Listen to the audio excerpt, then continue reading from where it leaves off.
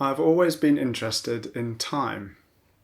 Not just history, but the concept of time itself. If you're doing something fun, time always passes far too quickly. But if you're in a dull work meeting, seconds turn into hours. I love looking back on memories on social media, showing me what I was doing 1 year ago or 4 years ago. But I also usually meet them with disbelief. The date shown usually feels far too far in the past or too recent. No period of time has felt more elastic than the period of lockdown. Many of us have been faced with unfilled hours stretching ahead of us, and maybe a sense of dread at what to do with them. Yet somehow, it's also hard to believe that it is now very nearly 18 weeks since the country was officially told to stay at home. Lockdown has both flown by and lasted an age. One thing that Lucy and I have enjoyed over the past few months is being able to go on longer walks in the countryside around Kent. But even this has served as a marker of time. When we began walking through the fields in March, they were full of crops up to our shoulders in bright yellow. The other night, it was strange to think that we were in the same place as we looked across the dead-looking view. The truth is that everything changes. Friendships, work, our finances, our health. We know that even the things that stay the same for our whole lifetimes actually evolve and erode. We understand that the oldest buildings, the biggest rock formations, the grandest trees, even they have not been around forever. Psalm 90, however, declares, "Before the mountains were born, or you brought forth the whole world, from everlasting to everlasting, you are God." In Malachi 3:6, we are told, "I, the Lord, do not change, so you, the descendants of Jacob, are not destroyed."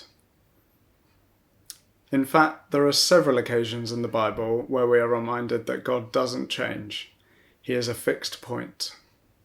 I think it is easy for us to understand what is meant about God not changing, but hard for us to actually get our heads around. There is absolutely nothing we can point to in this world that is unchanging and has existed forever.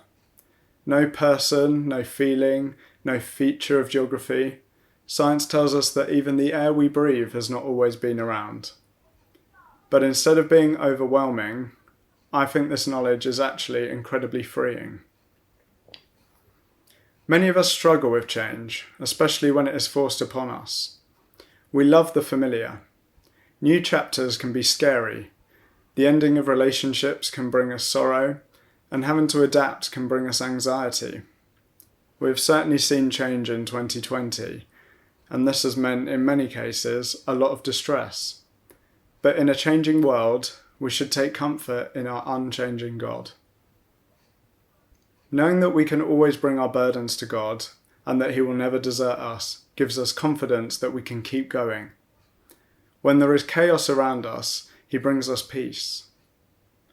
No matter what else changes in life, He will not. He is our Father, our friend, our guide, no matter the circumstances. He is the one truth that never changes. It is tempting to compare God to an anchor, a rock, a stronghold, but we know that He is permanent in ways that even these things are not.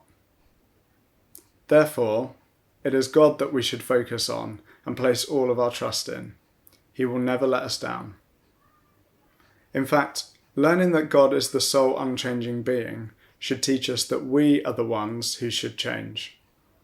If we are to take comfort in God and set Him as that focus of our lives, it follows that we should do all we can to learn about Him, to seek His guidance in our lives and adjust our hearts so they reflect Him. Instead of looking to the moving goalposts of society for our answers, we need to understand that God is the only true source of advice, and through prayer and studying His Word, we can discern His path for our life's journey. In short, we should humble ourselves and become more like Him. Once we've realised the full impact of God's unchanging nature, we will start to realise the freedom this offers us. Romans 8 tells us, absolutely nothing can get between us and God's love because of the way that Jesus, our Master, has embraced us. God is constant, and so is his love for us. We don't need to worry about acting in a certain way or do things we are uncomfortable with simply because it's what the world expects us to do. God is what matters, and his love is limitless and unchanging. Because of what the Bible tells us, we know we should seek God more, but we also know that we cannot stop him loving us when we make mistakes along the way. Putting it into practice will radically change our lives. Romans 8 spells it out. With God on our side like this, how can we lose? Do you think anyone is going to be able to drive a wedge between us and Christ's love for us? There is no way. Not trouble, not hard times, not hatred, not hunger, not homelessness, not bullying threats, not backstabbing, not even the worst sins listed in Scripture. Imagine how radically different our world would be if Christians truly placed all their trust in an unchanging God and focused on becoming more like him. We would not be worried about the consequences, knowing that nothing could cut us off from this one constant. It would mean loving the unloved, turning the other cheek, being outrageously generous, and not being concerned when the world thinks us strange for it. Stop and consider what things you are placing your hope in. I pray that all of us, with all of the challenges and changing circumstances that we are facing, will feel God's presence. I pray we will put him at the centre of our lives, knowing that he is the very best anchor there is.